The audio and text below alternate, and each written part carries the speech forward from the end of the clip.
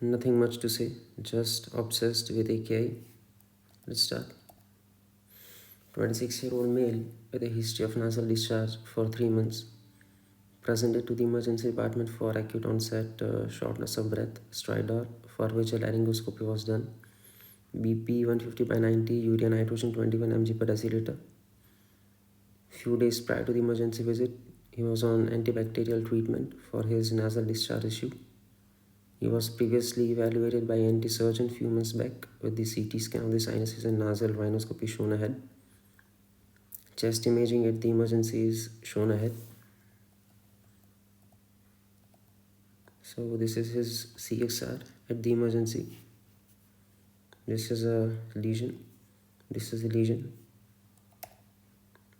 This is the CT at the emergency.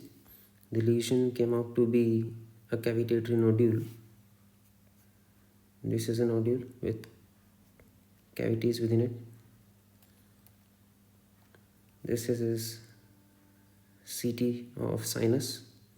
This is the maxillary sinus with pooling of secretions within it for 3 months.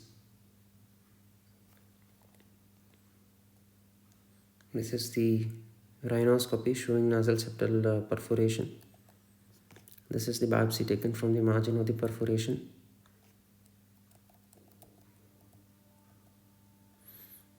This is his laryngoscopy at the emergency.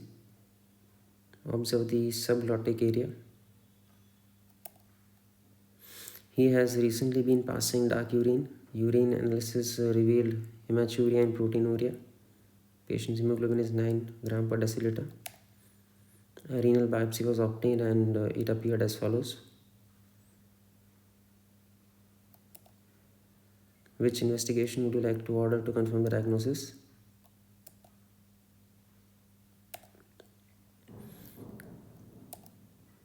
Azotemia needs urine analysis. It showed hematuria and proteinuria. And moreover, this is the renal biopsy.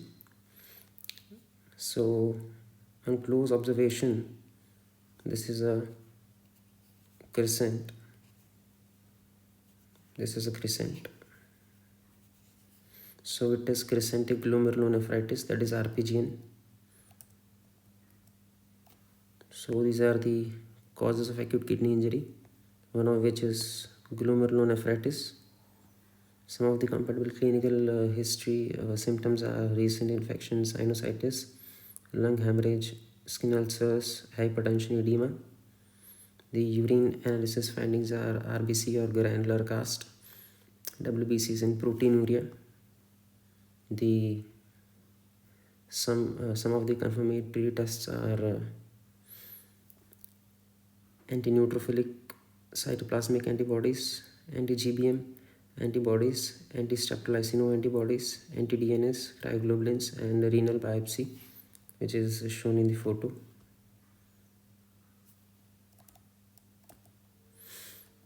In our case, the clinical features favor venous granulomatosis according to the symptoms and type of the renal disease present. This is a normal maxillary sinus. This is CT of the sinus of our patient. It shows pooling of secretions since 3 months, causing chronic sinusitis. This is the CT showing cavitatory nodules, which is often seen in venous granulomatosis. I'll just present other causes. This is the laryngoscopic findings.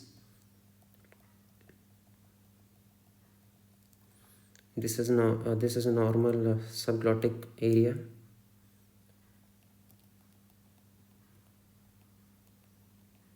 In our patient, this is very narrow, representing subglottic stenosis, which is again one of the features seen in venous granulomatosis.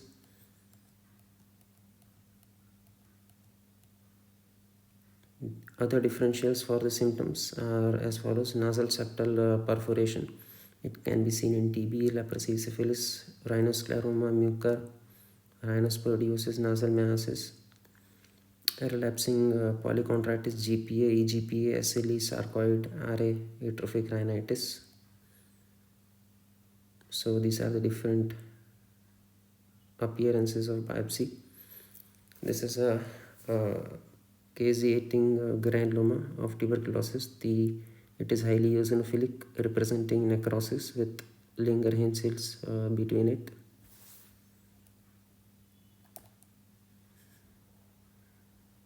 This belongs to rhinoscleroma. These are the megalytic cells with plasmacytic infiltration within it. These are the megalytic cells.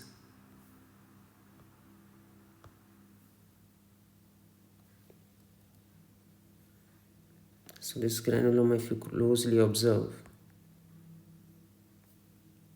these two cells, this is the nucleus, this is the cell, this is the nucleus which is peripherally oriented. So this is a plasma cell, and a granuloma with plasmacytic infiltration is highly typical of a syphilis granuloma. These are the treponema.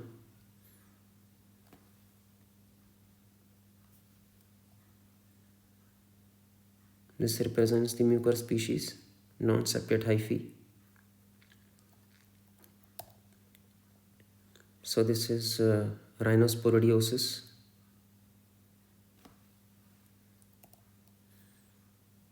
Pulmonary cavity definition: lung lesion containing gas and surrounded by a wall of variable thickness. What is an excavation?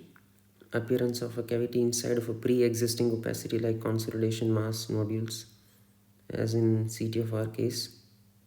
That is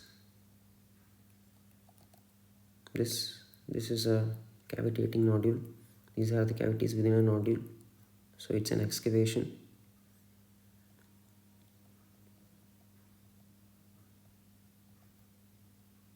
Differentials for pulmonary cavity are as follows.